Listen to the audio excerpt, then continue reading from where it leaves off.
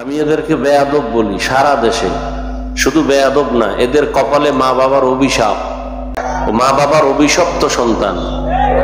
ওয়াজ মাহফিল এখন ফ্যাশন হয়ে গেছে, আমাদের বক্তাদের বয়ান করা পেশা, আর আপনাদের শ্রোতাদের বয়ান শোনা হলো নেশা। এজন্য বয়ান চলতেছে, আমলের খাতা শূন্য। খুব রাত্র অনেক গভীর, ঠান্ডা মাথায় কিছু কথা শুনবেন, চিল্লাচিল্লি করবেন না, খুব খেয়াল করে কথাগুলো শুনবেন। বয়ান আপনারা সবই জানেন, আমি কি বয়ান করব, যে বয়ান করব এগুলি আপনারা জানেন। এখানে একটা লোক নাই যে বয়ান জানে না, সবাই জানে, বরং অনেক ক্ষেত্রে আমাদের থেকে বেশি জানেন। না জানলে আমাদের ভুল ধরেন কেমনে? হুজুরদের ভুল ধরনেওয়ালা কিছু বেয়াদব আছে না?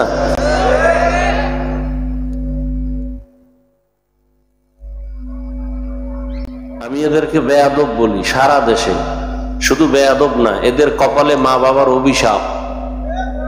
মা বাবার বদদোয়া না থাকলে কোন সন্তান আলেমের পেছনে লাগে না, মা বাবার অভিশপ্ত সন্তান। একটা কথা মনে রাখবেন, ঠান্ডা মাথায় কিছু কথা বলবো, শুনবেন, ভুল হলে আমাকে ধরায় দিন, সবার সামনে আমি তওবা করে নিব।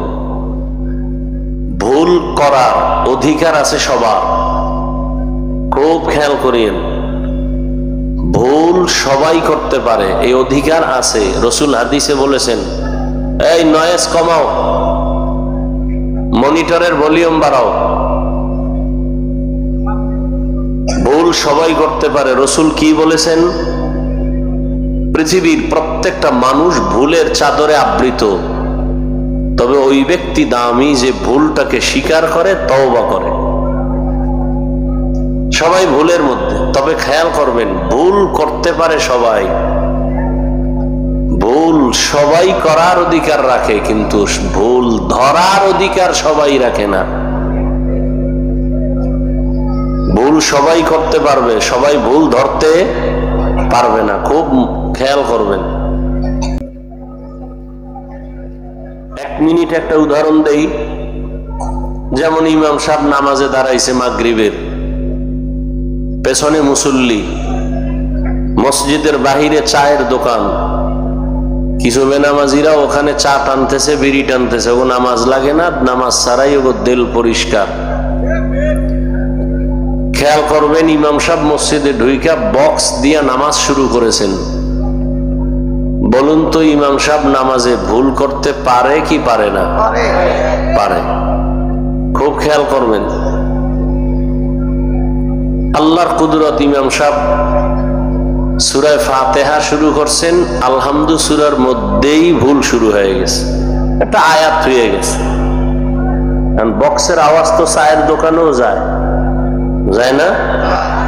ওনে যেটি বিড়ি টানে ওটি শুনে ফেলাইছে। কেমন হুজুর যে আলহামদুর মধ্যে ভুল? তো একজনে কয় যে লোকমা দে, কি দিবে? লোকমা। এখন একটা চায়ের কাপ ফালাইয়া জানালা দিয়ে ইমাম সাহেব রেখা, হুজুর কামটা তো ঠিক হয় নাই, লোকমা দিছে। আপনাদের যতটুকু জ্ঞান আছে ধর্মীয় লাইনে, বলুন তো, এই চায়ের দোকানের কোন ব্যক্তি কি মসজিদের বাহির থেকে লোকমা দেওয়া ঠিক? এটা লোকমা নয়, এটা বেয়াদবি। এটা লোকমা?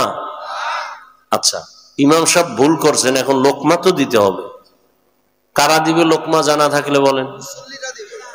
মুসল্লিরা। এখন পেছনে মুসল্লি আছে 500, সবাই একটা চিৎকার দিবে জোরে। 100 যদি একটা জোরে সবাই একটা আওয়াজ দিয়ে চিৎকার দেয়, তো চাইয়া দেখবে যে ইমাম সাহেব নাই, হঠাৎ রোগে মরে গেছে। নিয়ম কি? ইমাম সাহেবের পেছনে একজন যোগ্য ব্যক্তি দাঁড়াবেন, এলাকার বড় সুদখোর। কি এলাকার বড় সুদখোর ঘুষখোর হলো সমাজের যোগ্য ব্যক্তি? কি তারা যদি যোগ্য না হয় তো মসজিদের কমিটিতে ঢুকে কেমনে? আল্লাহ হেদায়াত দান করুন। কে দাঁড়াবে? একজন যোগ্য ব্যক্তি। কেমন যোগ্য? যে ইমাম সাহেব যদি কোরআন শরীফ তেলাওয়াতের মাঝখানে কোন আয়াতের জের জবর পেশের ব্যবধানে অর্থের ব্যবধান হয়, তখন পেছনের একজন আলেম যোগ্য ব্যক্তি সে লোকমা দিবে, এতটুকু বুঝার মতো মেধাওয়ালা আলেম পেছনে দাঁড়াবেন। অথবা নামাজের মাঝখানে ইমাম সাহেবের নামাজটা নষ্ট, পেছনেরটা ঠিক, সামনেরটা মাঝখানে এসে নষ্ট, ওযু নেই, কথার কথা, তখন নিয়ম ইমাম সাহেব পেছনে আসবেন, পেছনের যোগ্য ব্যক্তিকে সামনে দিয়ে দিবেন, সে বাকি নামাজ কমপ্লিট করে ফেলবে।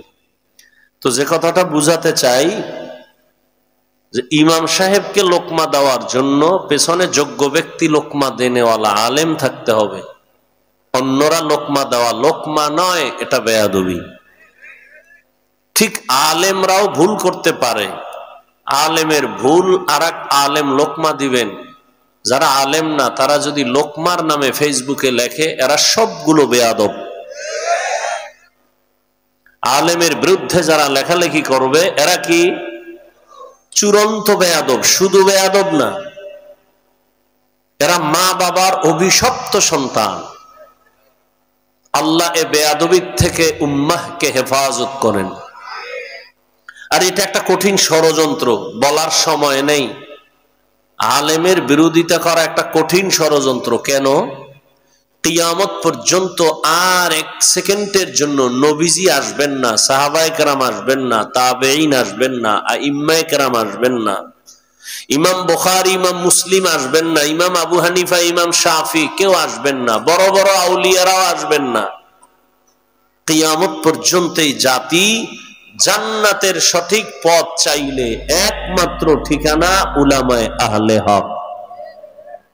এখনই আলেমের বিরুদ্ধে যদি মানুষের অন্তরে ঘৃণা জমানো যায়, তাহলে মানুষ আর আলেমের কাছে যাবে না। কিন্তু দূর, আলেমের কথা ঠিক নাই, তার বয়ানও ঠিক নাই, তার কাছে যাব না, বয়ানও শুনবো না। অটোমেটিকলি মানুষ ইসলাম থেকে পেছনে চলে যাবে। বলতে হবে না বয়ান বন্ধ করো, মানুষের ভক্তি শ্রদ্ধা নষ্ট হবে, আর ওয়াজে আসবে না, বয়ান আস্তে আস্তে বন্ধ হবে। যেমন সকালবেলার মক্তব বন্ধ হয়ে গেছে। বাংলাদেশে দাঁড়িয়ে কোনো হিন্দু, কোনো বৌদ্ধ, কোনো ইহুদি, কোনো খ্রিস্টান বলে নাই মক্তব বন্ধ করে দাও। এমন চক্রান্ত করেছে যে অটোমেটিক মক্তব বন্ধ হয়ে গেছে। সে চক্রান্ত কি? ফজরের আজান দিতে যখন মুয়াজ্জিন উঠে, ঠিক সেই টাইমে আম্মাজান উঠেন, বাচ্চাকে কেজিতে পাঠাবে। এমন একটা শিক্ষা প্রতিষ্ঠান করা হয়েছে যে ফজরের সাথে সাথে ক্লাস শুরু, গাড়ি ফ্রি, টাকা ফ্রি, নাস্তা ফ্রি, বই ফ্রি, এত কিছু ফ্রি দেয় বেঈমানেরা মুসলমানকে। কেন? দুশ্মন দুশ্মনী করবে, এটা তার গুণ। দুশ্মন বন্ধু সুলভ আচরণ করা, এটা তার লক্ষণ খারাপ, এটা গুণ নয়। ইসলামের দুশ্মনেরা কখনোই মুসলমানের পক্ষে কাজ করবে না, যদি করে ষড়যন্ত্র। বুঝতে হবে এটা ষড়যন্ত্র। তাহলে সকালবেলার সেই মক্তব বন্ধ হয়ে গেছে, নাই, কিন্তু কেউ মাইকিং কইরা বন্ধ করে নাই। এমন এক চক্রান্ত করছে, অটোমেটিক বন্ধ হয়ে গেছে। অথচ সেই সময়ের মক্তব, ছোটবেলার বহু মক্তবে পড়ুয়া আজকে ডিসি হইয়া কোরআন শরীফ শিখে ফেলছে সেই মক্তবে, এখন সে মক্তব নাই। এই জন্য উলামায়ে কেরামের বিরোধিতা যারা করবে এদের থেকে খুব সতর্ক, সাবধান। উলামায়ে কেরামের বিরুদ্ধে যদি মানুষ অভক্তি হয়ে যায় তো ইসলাম দুর্বল হয়ে যায়। আল্লাহ আমাদের সব ভাইকে সহিহ বুঝ দান করেন।